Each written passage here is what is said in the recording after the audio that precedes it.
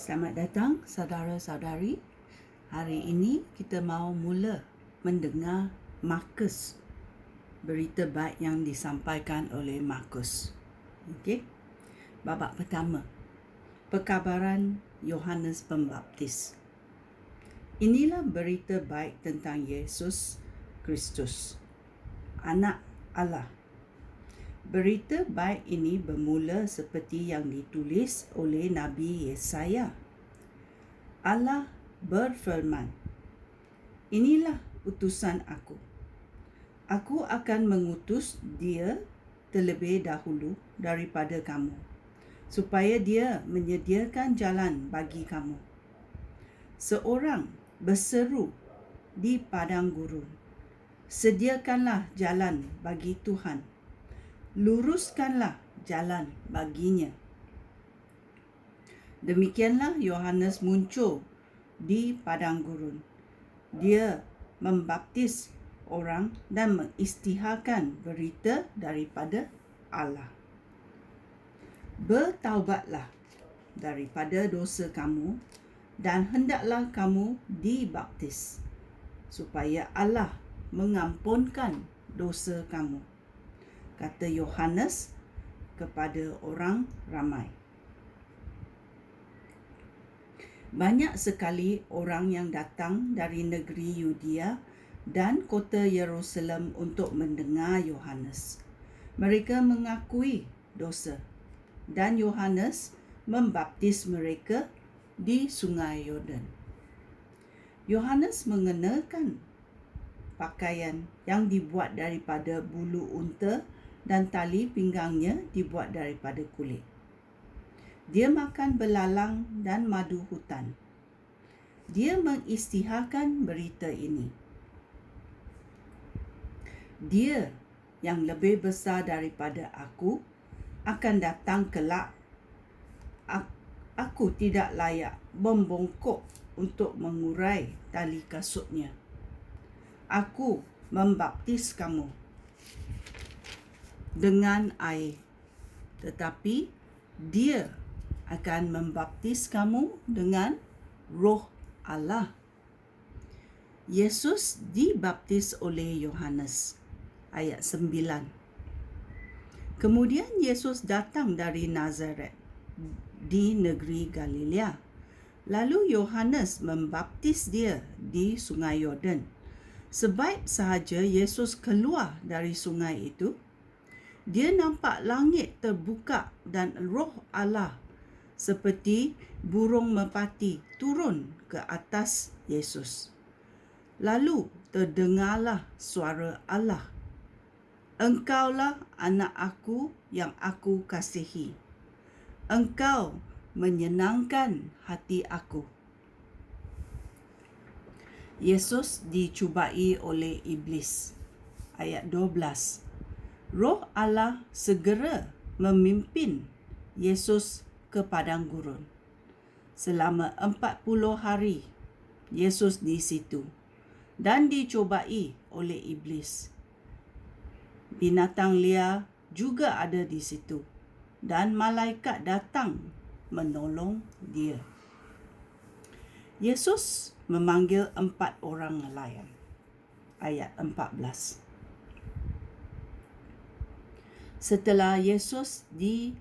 Setelah Yohanes dipenjarakan, Yesus pergi ke Galilea dan mengisytiharkan berita baik daripada Allah. Dia berkata, "Masanya sudah tiba. Tidak lama lagi Allah akan memerintah. Bertaubatlah daripada dosa kamu dan percayalah kepada berita baik ini." Sementara Yesus berjalan di tepi tasik Galilea, dia nampak 2 orang nelayan, Simon dan saudaranya Andreas. Mereka sedang menjala ikan di tasik. Yesus berkata kepada mereka, "Ikutlah aku dan aku akan mengajar kamu menjala orang supaya menjadi pengikut aku." Mereka segera meninggalkan jala lalu mengikut Yesus. Yesus meneruskan perjalanannya, lalu melihat dua orang adik-beradik yang lain, Yakobus dan Yohanes, anak-anak Zebedis. Mereka sedang mengemaskan jala di dalam perahu.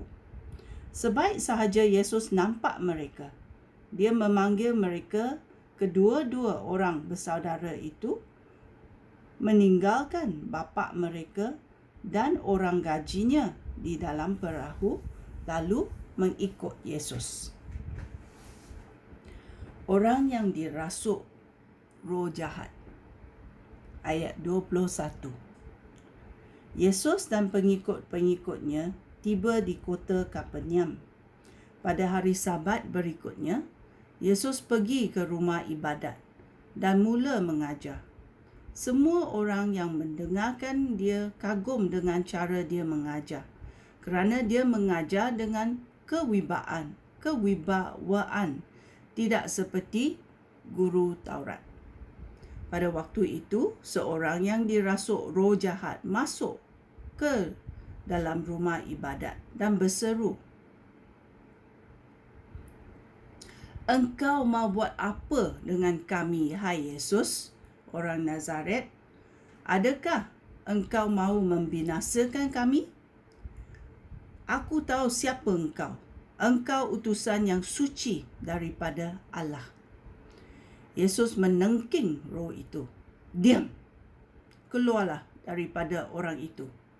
Roh jahat itu menggoncangkan badan orang itu kuat-kuat, lalu keluar dari orang itu sambil berteriak.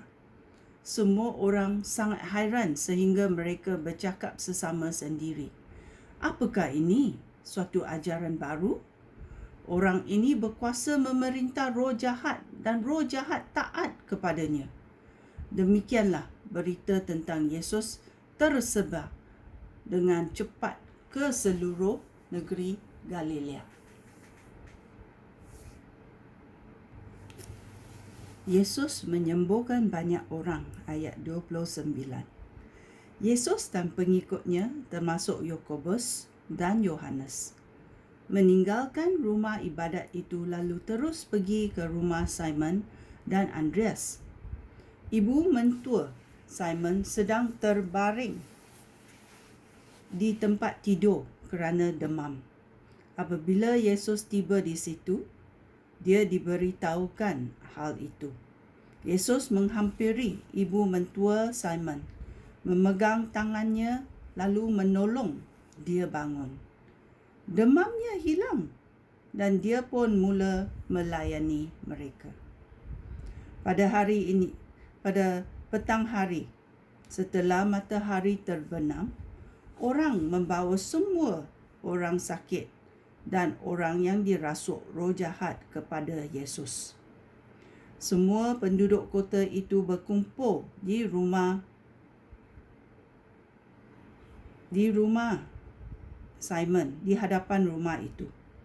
Yesus menyembuhkan banyak orang yang menderita berbagai-bagai penyakit, dan dia juga mengusir roh jahat. Yesus tidak membenarkan roh-roh jahat berkata apa-apa, kerana roh-roh jahat tahu siapa Yesus. Yesus berkhotbah di Galilea. Ayat 35. Esok paginya, ketika masih subuh, Yesus bangun lalu meninggalkan rumah. Dia pergi ke luar kota, di suatu tempat yang sunyi untuk berdoa. Simon dan sahabat-sahabatnya pergi mencari Yesus. Apabila mereka menemui Yesus, mereka berkata, "Semua orang sedang mencari guru." Tetapi Yesus menjawab, "Kita mesti meneruskan perjalanan ke pekan-pekan lain di sekitar kawasan ini. Aku mesti menyampaikan perkabaran itu di sana juga, kerana untuk tujuan itulah aku datang." Demikianlah Yesus menjelajah seluruh Galilea dan berkhotbah di rumah ibadat serta mengusir roh-roh jahat. Yesus menyembuhkan seorang berpenyakit kulit. ayat 40. Seorang berpenyakit kulit yang mengerikan datang kepada Yesus. Orang itu berlutut dan memohon pertolongannya. "Tuan, jika Tuan sudi," katanya, "Tuan dapat menyembuhkan saya." Yesus mengasihaninya. Dia pun menghulurkan tangannya, lalu menjamah orang itu sambil berkata, "Aku mahu, sembuhlah." Ketika itu juga penyakitnya tiada lagi dan orang itu sembuh. Lalu Yesus menyuruh dia pergi sambil memperingatkan dia, "Dengarlah baik-baik, jangan beritahu sesiapa pun perkara ini. Tetapi pergi kepada imam dan mintalah dia mengesahkan kesembuhanmu. Kemudian persembahkanlah korban seperti yang diperintah oleh Musa, sebagai bukti kepada semua orang bahawa kamu betul-betul sudah sembuh." Tetapi orang itu pergi dan mula menyebarkan berita itu di mana-mana. Dia terus-menerus menceritakan hal itu sehingga Yesus tidak dapat masuk ke bandar secara terang-terangan. Yesus tinggal di luar bandar, di tempat-tempat yang sunyi. Tetapi orang dari berbagai-bagai tempat datang kepadanya. Ya, ini adalah berita dan kejadian yang berlaku dalam babak 1 Berita Baik Markus. Sekian, terima kasih. Shalom.